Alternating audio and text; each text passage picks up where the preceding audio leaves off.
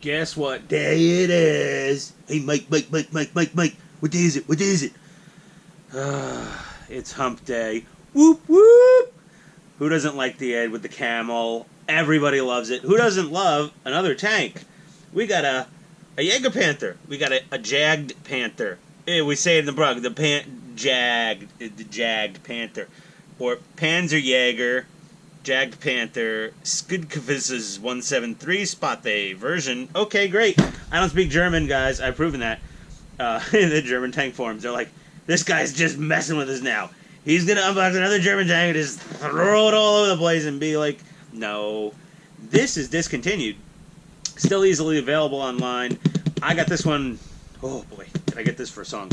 But either way, that being said, it's a very unique tank because it's not a tank. It's a tank destroyer. It is the destroyer of other tanks. But if it ever got into like a dogfight situation with a bunch of Shermans, they'd just outnumber it and pummel it until they, well, didn't penetrate the armor, but, you know, jammed up something with one of their little measly, 75, 76 millimeter rounds, 105 maybe, whatever. This guy had the big stick on it. Yeah, that was Mr. H's, one of his big toys he wanted to make. He wanted to make the biggest and the baddest. Unfortunately, they couldn't make very many big and bad. Unlike the Americans and the Russians in World War II, who made many, many, many not so big, not so bad tanks, but managed to kick some butt against the more, This would be like trying to win a 24-hour car race, and Germany enters a dozen Mercedes S63 AMG, whatever, black editions, and the U.S. enters 150 Mustangs and 200 Corvettes. Odds are, at the end, the podium will be primarily populated with Mustangs and Corvettes. That is, if the Mustangs didn't stop at a Cars and Coffee event and then try to do a burnout when they left, because you know how that goes. Maybe you're just tank people, not car people. They basically spin out and crash constantly. Either way, we're going to unbox this Jagdpanther. I'm trying my best, guys. It's like Jägermeister, Jagdpanther. Okay, and again, I have a built-in speech impediment because I am from New York City. Let's look at the other sides of the box here. Alright, beauty. We've got a handle. Full option kit. Mostly full option. It doesn't appear to have any working headlight or taillight. I may try to remedy that when I build it, just because I'm just one of those nerds. I like the little headlight to actually light up. Whatever. They give you paint colors as usual, red, brown, dark green, dark yellow, or light sand, I don't know. There's a lot of brands of paint. I haven't ordered any paint for this yet. I think MIG or Vallejo might have a specific paint set for this, but since this is 1/16 scale, we might need to order 2 paint sets, because she's a big girl. So yeah, let's get into this sucker, alright? Again, Germans, I will be gentle. I promise you. Okay, they stopped making this thing a while ago. Now, unlike the static model kit that is still available that was somewhat recently released a couple years ago, this does have the flappy front box. I just like it. It's just my thing, guys. It's my bag, baby. Let's... Oh, you want to come out? You want to come out of your hole? Okay, we're going to slide. We just cleaned the rigid bed liner here on the truck, so it's extra slippery. Where do we start? Let's start with the cool part. I mean, whatever. Upper hull. All one big giant piece for the most part. Okay. Engine deck. Looking nice, looking different. I wasn't necessarily going to build another piece of World War II German armor because, I already have a Tiger I. But confession, I bought that Tiger I from a guy on eBay. I did a little touch-up to it, some repairs, some additions, some hop-ups.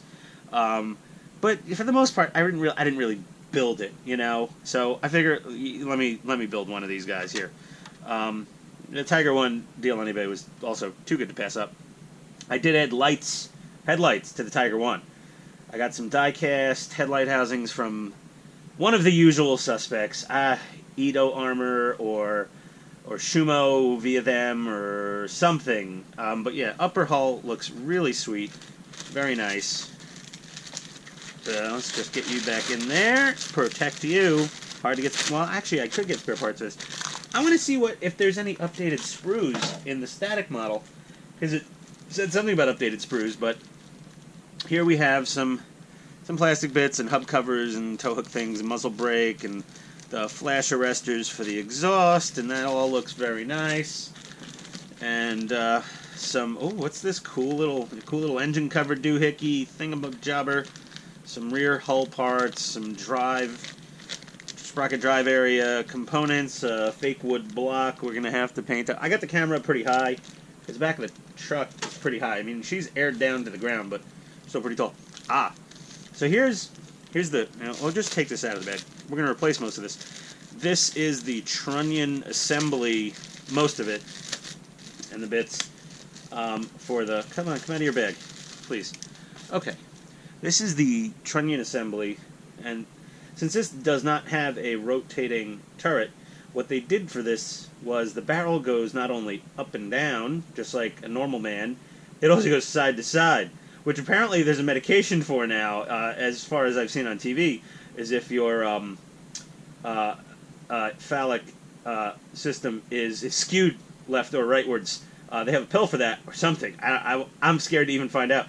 But either way, so this is the Trunnion thingy bobber.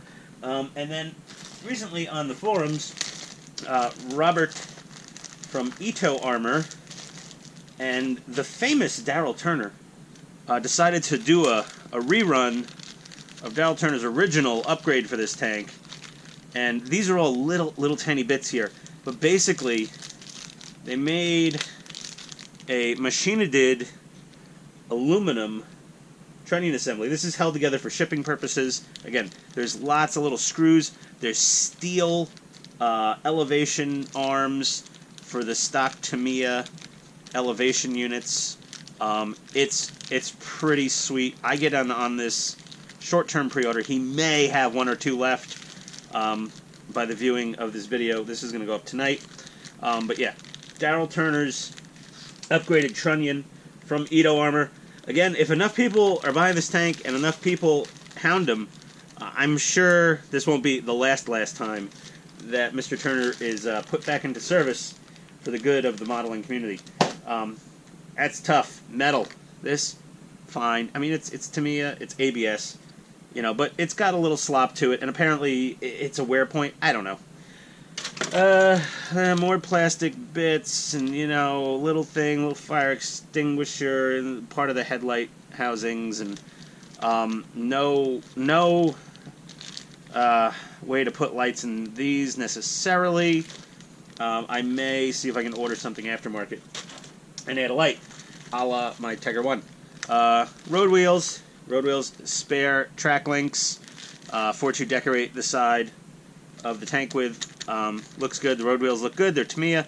Standard stuff. Good stuff. More road wheels and track links. There we go.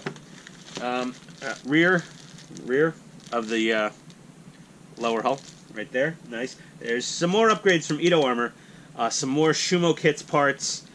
I'd really like to get for this. I gotta see what the budget allows.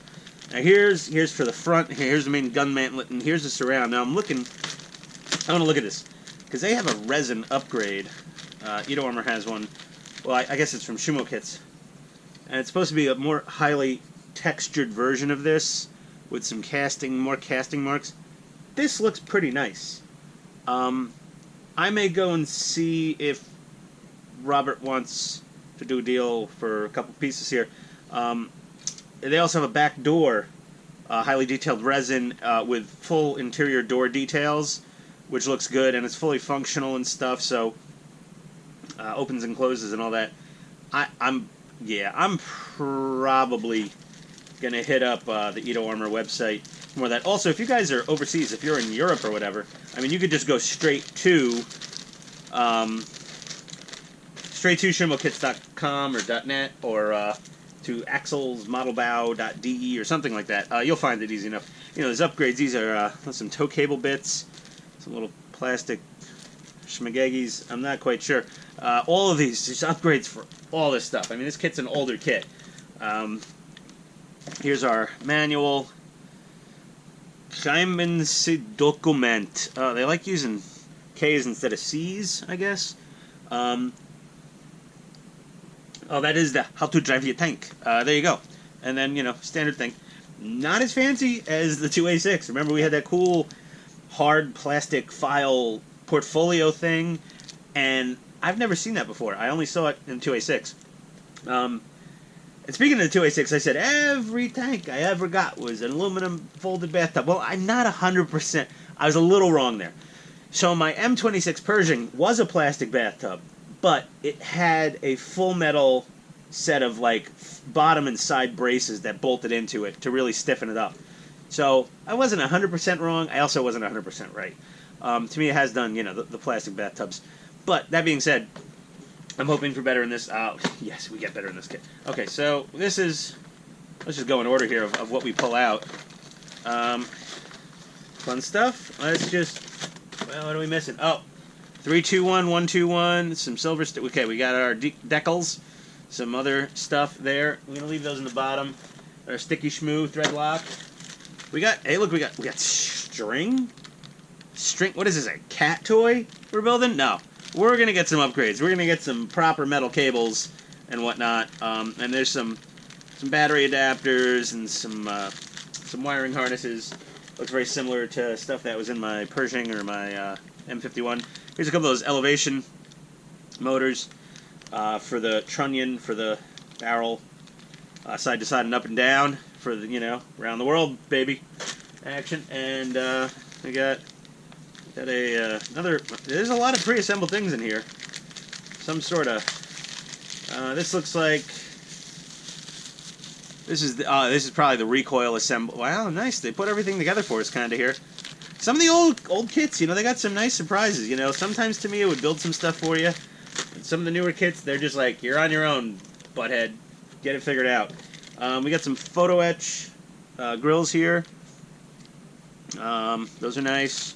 Got your little IR bulb adapter. I don't use those because, again, I don't battle. We got our old school strobe cannon flash right there. And then our aluminum barrel. That's a big barrel. Yeah, that's nice. So we got that.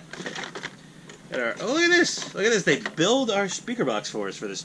We're too dumb to build our own speaker box for this kit, apparently, or Tamiya just got tired of doing it for us.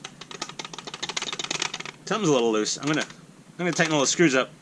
This would drive me nuts if it was rattling, doing that. Oh my God, rubber tires. Oh, squeezy, rubber. Love it. Rubber tires are the best. Anyone who begs differently. Okay, so here we go. We've got what I believe is a torsion bar suspension going in this thing. We have our folded.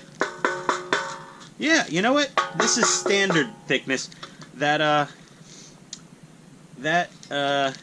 Japanese Type 10. What did I unbox? I don't even remember anymore what I unboxed. No. What was thick? It wasn't the 2A6. It wasn't the Jag. Type 10. No, it was the M551. What am I talking about? How many things have I unboxed on YouTube? 551 Sheridan. The aluminum was a tick thicker. Oh, the Duralumin. DDD. So that's that. And we got a couple braces here. Looks like these are obviously suspension bracing for the inside here. Let's get you back in there. Alright. And fairly heavy boxes. Probably all our little hardware bags. That's just, yeah, really, I mean, more than we need. Always prefer to have more than you need than not enough. That's what she said again. Here's, this is the mounting plate for the trunnion. Bits of hardware and some more schmoo, mostly slippery schmoo.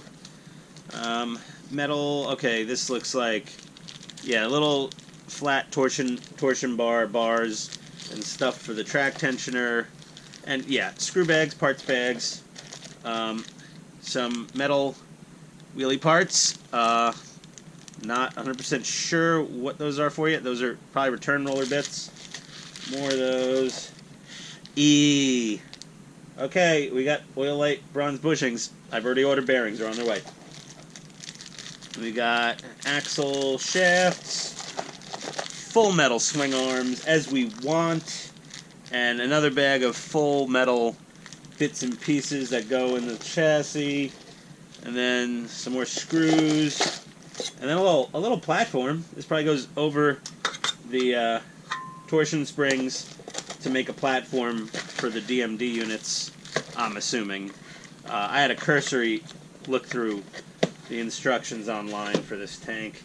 And then, oh, now tracks. You know, I love Tamiya tracks. I do.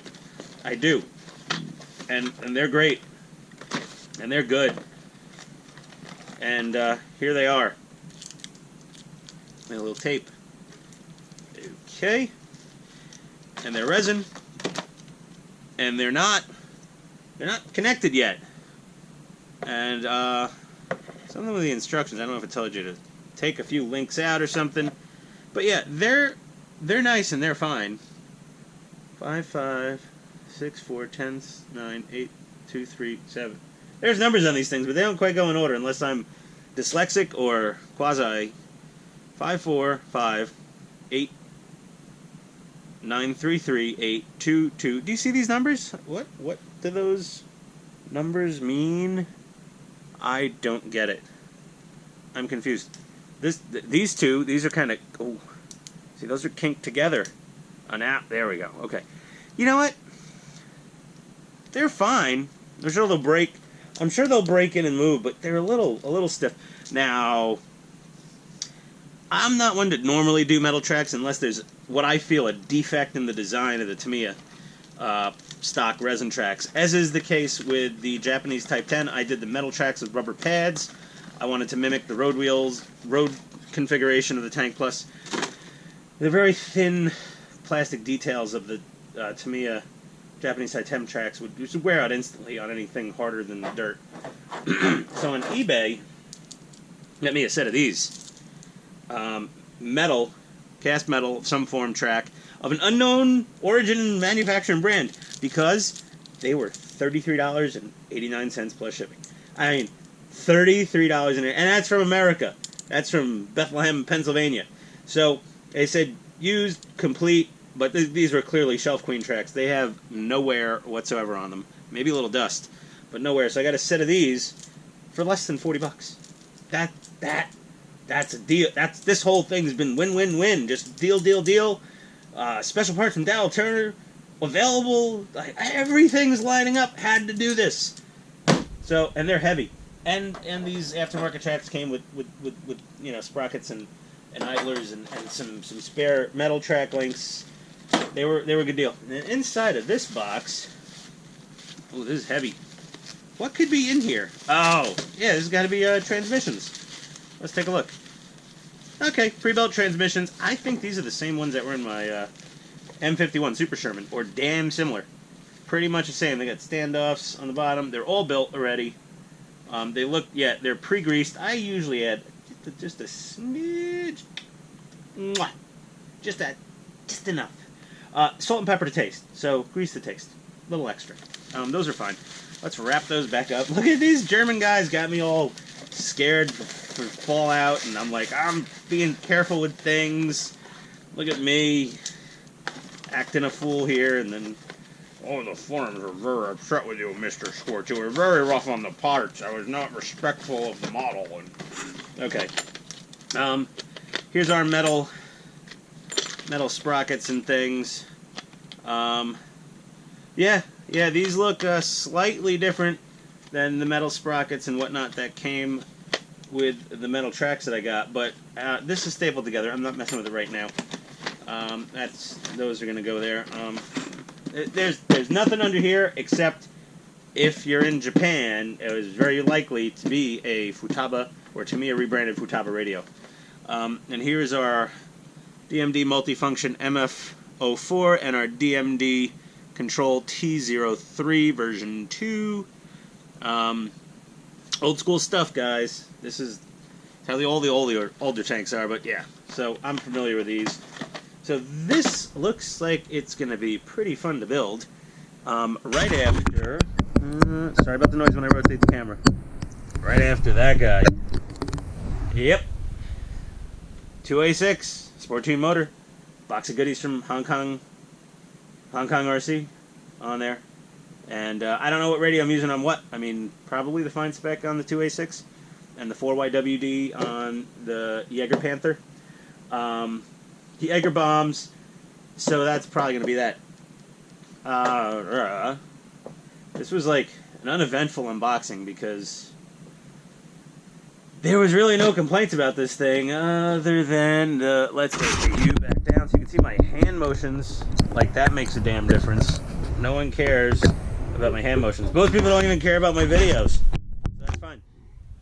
But yeah, I mean, otherwise, I think I'm starting a habit here is Terrapin Hotsecutioner, the official beer of Ian Schwartz Tank's unboxing videos.